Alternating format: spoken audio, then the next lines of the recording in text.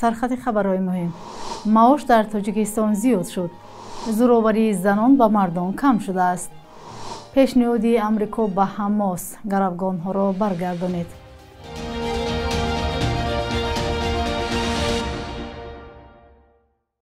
салом бинандаҳои азиз, оғози ҳафтаи нав барои якояки шумо ба хайру барор бошад. барномаи навиди бомнодиро бо охирин хабарҳои Тоҷикистону ҷаҳон тақдими шумо мекунем. имрӯз душанбе 4 август. маоши миёна дар Тоҷикистон ба 2665 сомонӣ ё қариб $280 расидааст, ки дар қиёс ба ҳамин давраи соли гузашта 519 сомонӣ ё 24% бештар аст.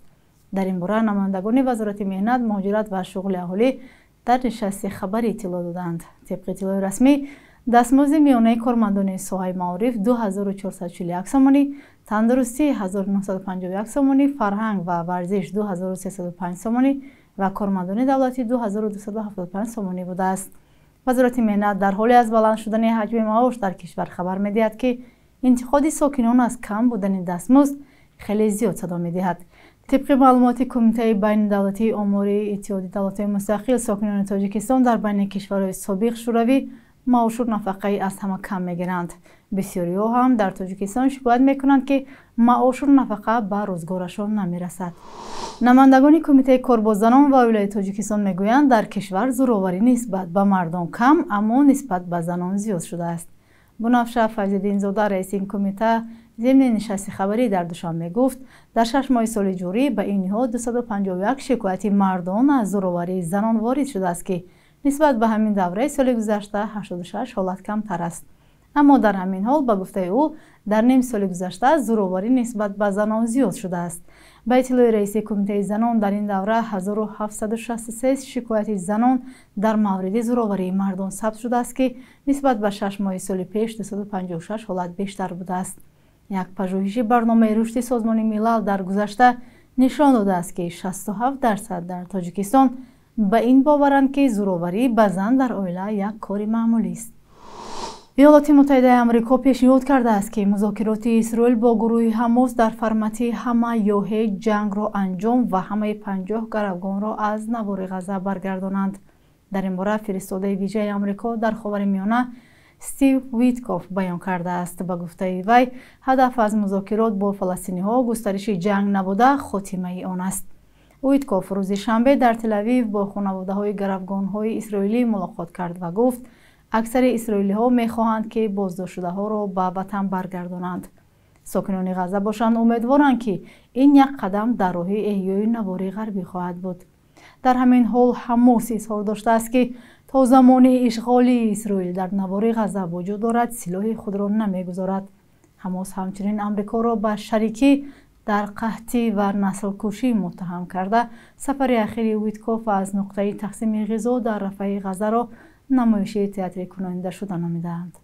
дар ҳамлаи ҳамос ба Исроил дар рӯзи 7 октябри соли 2023 1200 нафар кушта ва беш аз 250 тан ба гарав гирифта шуданд. аз он замон ба ин тараф, дар пайи ҳамлаҳои Исроил, минтақаҳои васеъ аз ғаза вайрон шуда ва ҳудуди 90% аз аҳолии он овора шуданд. тибқи охирин маълумот, теъдоди кушташудагон дар ғаза аз 60,000 нафар гузаштааст, ки беш аз нисфи онҳо занону кӯдаконанд. дар ним сол 434 гектар ҷангал дар Тоҷикистон ба коми оташ рафтааст. дар ин бора намояндагони оҷонсии ҷангал рӯзи 31 июл дар нишасти хабарӣ маълумот доданд.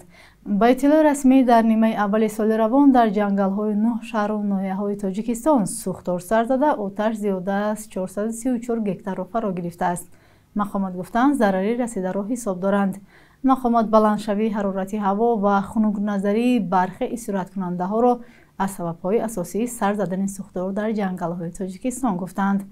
охири моҳи июл баъзе корбарон бо пахши аксу навор аз ноҳияҳои Деваштич, Собиғончӣ навиштанд, чанд рӯз аст, ки сӯхтор дар ҷангалҳои ин минтақа давом дорад, аммо мақомот барои хомӯш кардани оташ талош надоранд.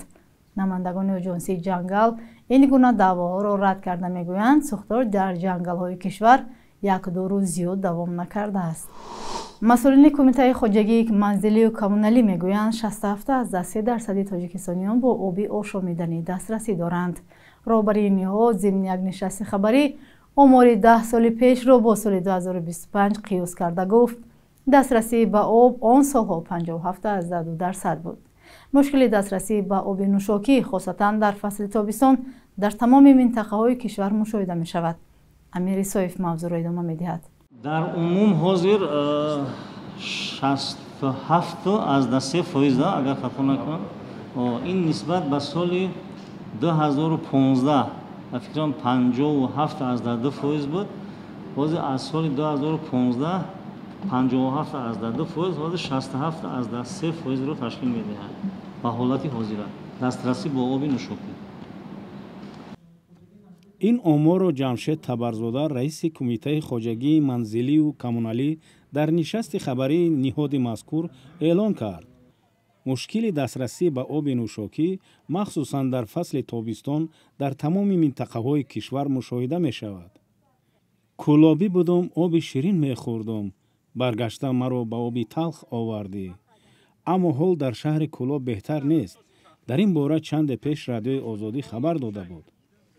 мушкили об дорем, мисол обмон проблемай, ба ҳазур об надорем, дар як ҳафта ним соат обмон метан, мисол намерасонад, барои зиндагӣ танқисӣ дорем, ай тарафи об, ай тарафи раҳ мушкилӣ дорем, ягон чи надорем, проблемамон зиёдтай.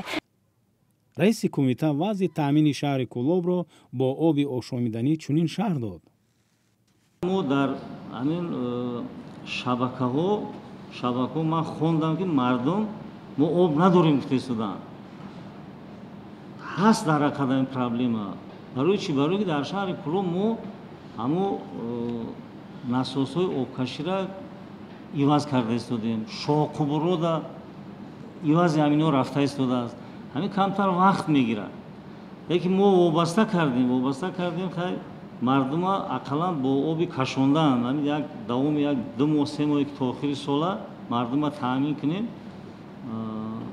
ман фикр мекунам ҳамин аст. ҳамин корҳои барқарорсозӣ агар пурра ҳамин лоиҳаҳо ба идмом расанд, агар фикр мекунам ин проблема бояд бартараф шавад. ҷамшед табарзода афзуд ки ҳукумати Тоҷикистон мушкилиҳои соҳаро ба инобат гирифта корхонаи воҳиди давлатиро ба кумита табдил доданд ва тибқи низомнома қариб ки ҳамаи ваколатҳоро ба кумита вогузор карданд, аз ҷумла таъмини оби нӯшокӣ ва рафъи обҳои партов, инчунин сабзазоркунӣ ва ободонӣ дар маркази шаҳру ноҳияҳои ҷумҳурӣ. кумита бо дастгирии шарикони рушд тасмим гирифтааст ки аз ин сол то соли оянда таъмини оби ошомиданиро пурра ба низоми хизматрасонии билингӣ гузарад. ин иқдом то чӣ андоза рафъи мушкилиҳо хоҳад шуд ва минтақаҳоро обшорон созад, вақт нишон медиҳад. бо дар назардошти тағйирёбии иқлим, обшавии пиряхҳо ва истифодаи обҳои зеризаминӣ артезианӣ бидуни маслиҳату тавсияи мутахассисон ҷомеа метавонад ба мушкилоти нави обӣ рӯбарӯ гардад.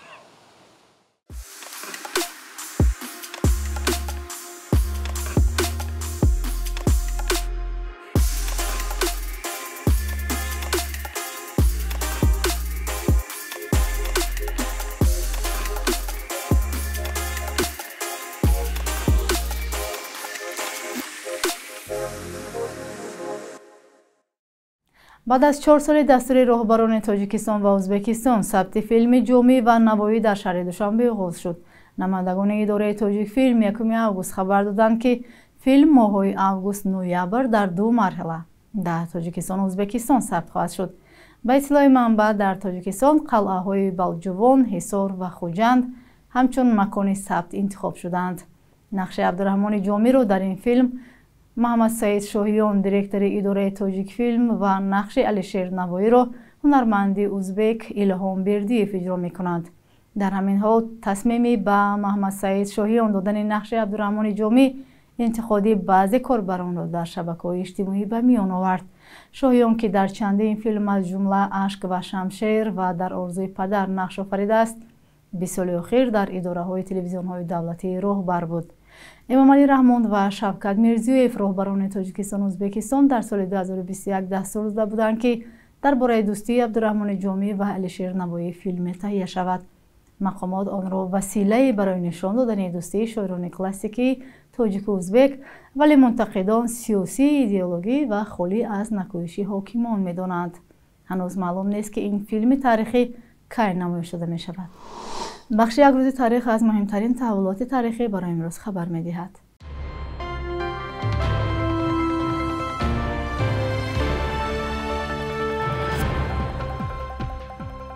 4 август 4 августи соли 2014 парлумони Тоҷикистон ба ҳукумат ҳақ дод, ки дар ҳолатҳои изтирорӣ аҳолиро аз дастрасӣ ба хадамоти алоқаи мобилӣ ва интернет маҳрум кунад. қароре, ки мавриди интиқоди ҷомеаи шаҳрвандӣ ва ҳомиёни ҳуқуқ гардид, аз ҷониби ҳукумат ҳамчун амри зарурӣ ба хотири ҳифзи субот дастгирӣ шуд. созмонҳои ҳомии озодии баён аз маздуд шудани дастрасӣ ба шабакаҳои хабаррасон дар ҳолатҳои сар задани ноамнӣ пайваста интиқод мекунанд. 4 августи соли 2018 Эмомалӣ Раҳмон, раиси ҷумҳурии Тоҷикистон, тарҳи ислоҳшудаи кодекси ҷиноиро имзо кард, ки барои даъват ба терроризм дар интернет ва ё тарафдорӣ аз фаъолияти террористӣ дар шабакаҳои иҷтимоӣ ҷазои сахт муқаррар шуд. дар сурати лайкмонӣ ё бознашри матолибе, ки хусусияти ҷиноӣ дорад, аз ин баъд бо 10 то 15 соли зиндон таҳдид мекунад.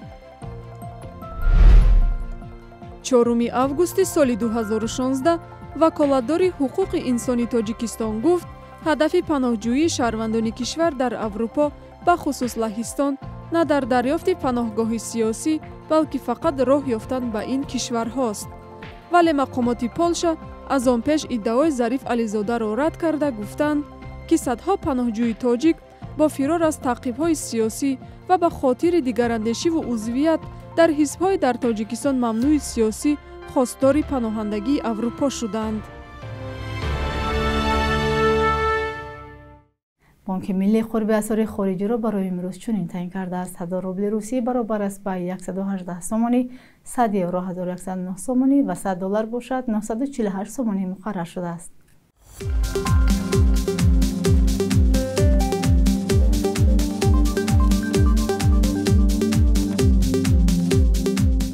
бинандагони азиз, шумо навидии бомнодиро тамошо кардед. агар назару пешниҳоде доред ба мо нависед. то фардо дар ҳамин вақту соат худо нигаҳдор.